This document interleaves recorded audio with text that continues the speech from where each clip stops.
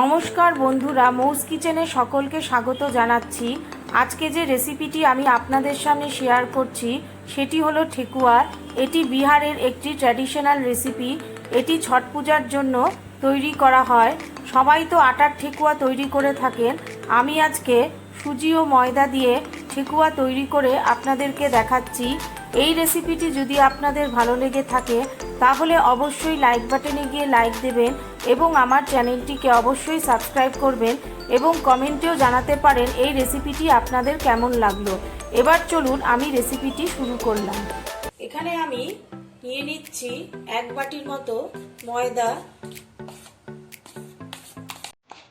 নিচ্ছি হাফ বাটির মতো সুজি,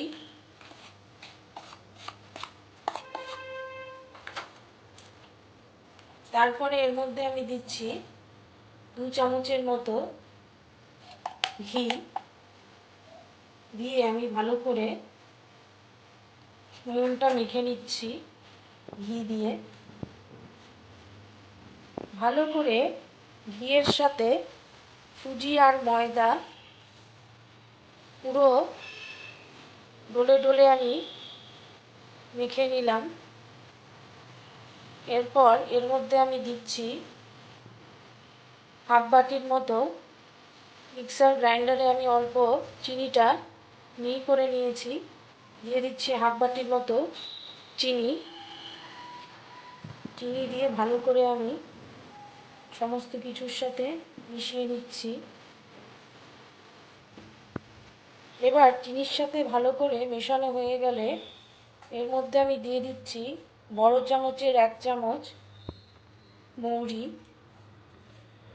মৌরির সাথে ভালো করে মিশিয়ে নিচ্ছি।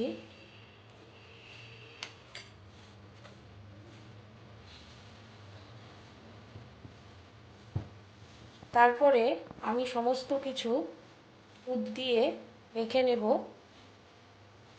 আপনারা চাইলে চিনির বদলে গুড়ও ব্যবহার করতে পারেন।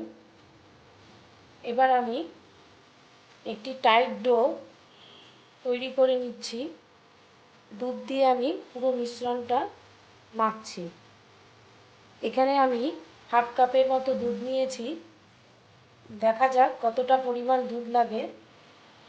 দেখুন, আমি একটি টাইট ডো তৈরি করে নিয়েছি। আমার পুরো হাফ কাপ দুধ লেগেছে এটি তৈরি করতে। এরপর আপনারা এর মধ্যে আপনাদের পছন্দ অনুযায়ী ড্রাই ফ্রুটস মেলাতে পারেন। যেমন আমি এখানে দিয়ে দিচ্ছি কয়েকটি কাজু বাদাম কুচি, কয়েকটি আলমন্ড কুচি আর কয়েকটি পিনাটস কুচি, আর দিয়ে দিচ্ছি কয়েকটা ড্রাই কোকোনাট। এগুলোকে দিয়ে আমি ভালো করে আবার মেখে নিচ্ছি। সমস্ত ড্রাই ফ্রুটস দিয়ে আমি ভালো করে ডলে ডলে মেখে নিলাম। লিচির মতো আকার নিয়ে দেখুন আমি গোল গোল করছি। গোল করে এরকম চ্যাপ্টা করে দিচ্ছি। তবে আমি সব ছোট ছোট লিচির আকারে সব কেটে নিচ্ছি। তারপরে আমি আপনাদের ডিজাইন করে দেখাচ্ছি। এভাবে লিচির আকারে সবগুলোকে আমি কেটে নিয়েছি। তারপর এটিকে একটু চ্যাপ্টা করে দেখুন, যদি আপনারা ডিজাইন করতে চান এরকম চ্যাপ্টা করে নিলাম। তারপরে একটি ব্যাম্বু স্টিক দিয়ে মাঝখানে আমি একটি দাগ কেটে নিলাম। তারপরে এইভাবে আমি করে দিচ্ছি। দেখুন,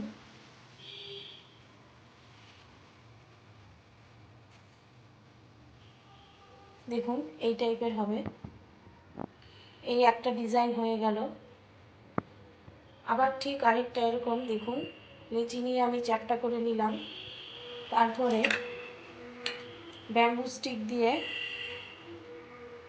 আমি প্রথমে মাঝখানে একটা মিডিলে দাগ কেটে নিচ্ছি। তারপরে কাঁটা চামচ দিয়ে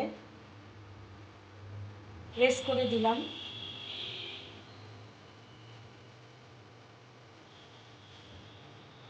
দেখুন এই একটা ডিজাইন হয়ে গেল। আবার ঠিক এরকম করে 4টা করে নিলাম। তারপর ব্যাম্বু স্টিকের পিছনটা দিয়ে দেখুন এরকম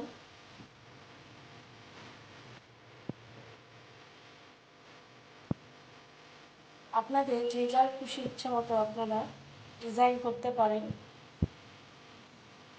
এরকম গোল গোল করে দিলাম। আরেকটা ডিজাইন আমি করে আপনাদের দেখাচ্ছি। চামচে পিছন দিকটা নিয়ে এরকম করবেন, প্রেস 1 2 3, তারপরে আবার আড়াআড়িভাবে 1 2 3। দেখুন এরকম আরেকটা ডিজাইন আমি করে দেখালাম। এইভাবে আমি সমস্ত ঠেকুয়াগুলোকে বানিয়ে ফেলেছি। এবার গরম তেলে এগুলোকে আপনাদের ভেজে দেখাবো। 1 বাটি ময়দা আর হাফ বাটি সুজি দিয়ে আমার 12টি ঠেকুয়া তৈরি হয়েছে। এবার আমি কড়াই বসিয়ে দিচ্ছি। কড়াইতে আমি তেল গরম বসিয়ে দিয়েছি। তেল আমার গরম হয়ে গেছে। এবার আমি এক এক করে ঠেকুয়াগুলো এর মধ্যে দিয়ে দিচ্ছি। এবার ঠেকুয়াগুলো ভেজে এক এক করে আমি আপনাদের দেখাচ্ছি।